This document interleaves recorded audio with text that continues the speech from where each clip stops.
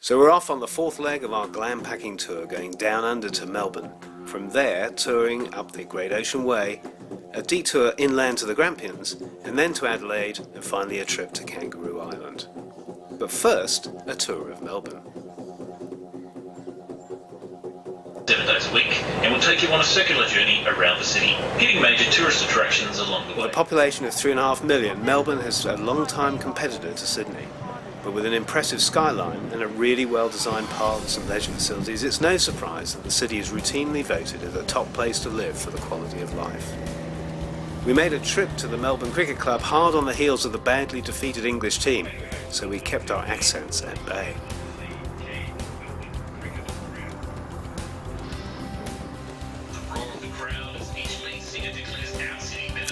The bus tour is a great way of seeing the city, and then travelling out of the limits to St Kilda, with its beaches and harbour, now very much gentrified and upmarket, but with a much more colourful past. And then it's off out of Melbourne on the main route along the Great Ocean Road to our first stop at Apollo Bay. It may only have a population of 1,000, but it packs a punch with its annual music and sports festivals. Then off again to see one of the great wonders of the coast, the 12 Apostles, a collection of limestone stacks formed by the erosion of the coast, with only 8 left now, but still a magnificent and compelling tourist attraction. Up the coast is Port Fairy, named by a crew of a whaler in 1828, a lovely place to stay and live.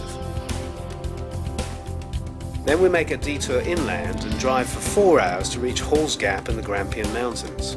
With a population of less than 1,000, it bursts into life with its food and wine festival, and of course is home to some great walks in the surrounding national park.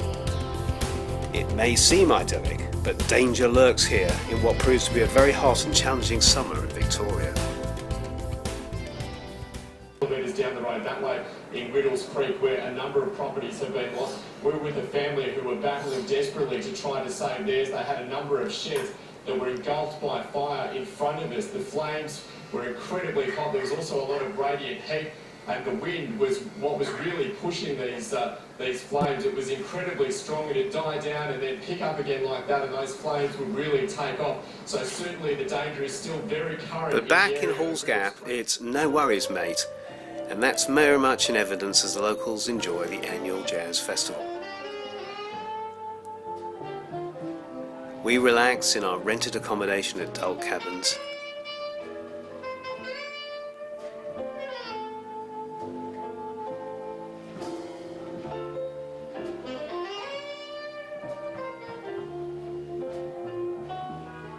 Venturing out into the fire-free areas when we could.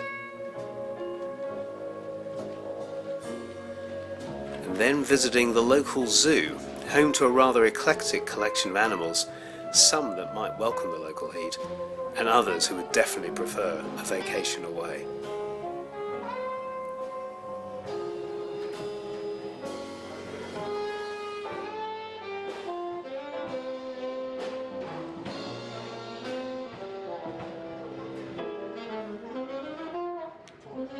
And the surrounding fire hazard, the main attraction for us is the jazz.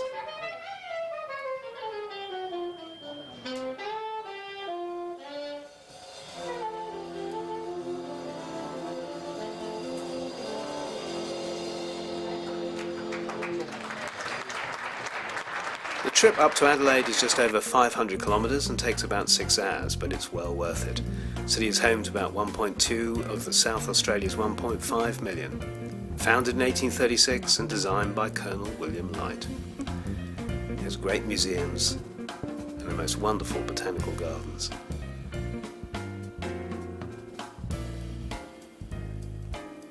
A short drive out of the city is the Barossa Valley, named by Colonel Light and home to some of the most famous wine brands. And our winery is one of the oldest around here as well. When Johan was making his own wine, it was really just for his own general consumption or to give to friends and family as gifts, that sort of thing. It wasn't really as big as what you imagine it being like what it is now.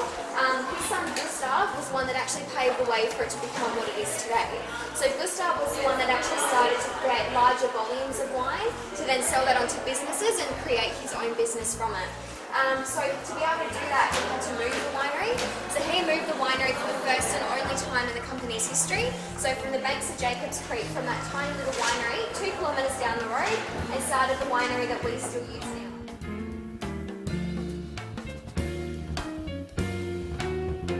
Other attractions include the most unusual tree residence for the Herbig family. They lived in this tree literally for 5 years.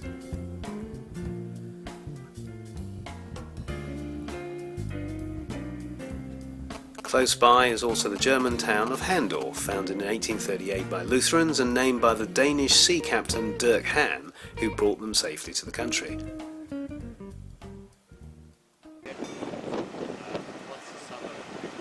Our final stop on this leg of the tour was Kangaroo Island, reached by ferry across the Backstair Passage, which sounds nasty but was actually pretty benign. It's Australia's 3rd largest island, and we were there to wonder at the local wildlife with the help of our very able guide, Paul. But they don't have any natural predators except for the eagles, which are the large birds of prey that we... No predators got. It is from us and stretched and sniffed, he was looking at us, and then he just sort of complaining like, "Where's the emu? Where's the emu?" So he had to get some in. It's not a native of the island, this one. So it's possibly part of a breeding pair. They tend to spread out a bit like this. On the real hot weather, they'll actually come quite low, even to the ground. Dig a hole in the ground where it's a bit cooler. Eat around 1 to 2 kilos of leaves per day to get enough protein to survive.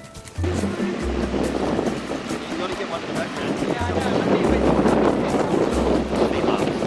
So up until about 8 years of age, they get no action with girls. They're what they call pinner beds.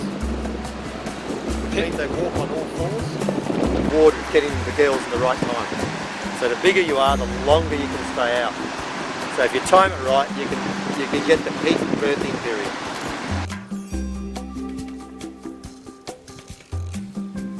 For us Brits, there's always the chance of a cuppa in the wild.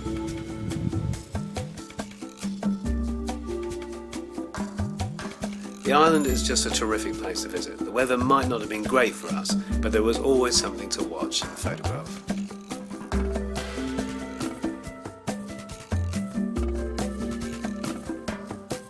Now it's time to contemplate our next leg of our Australia visit, across to Brisbane and then exploring north and south.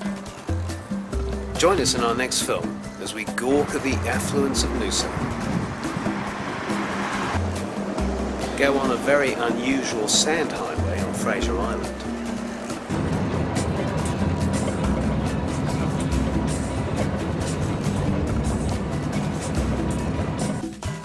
Visit tropical rainforests in the Lamington National Park.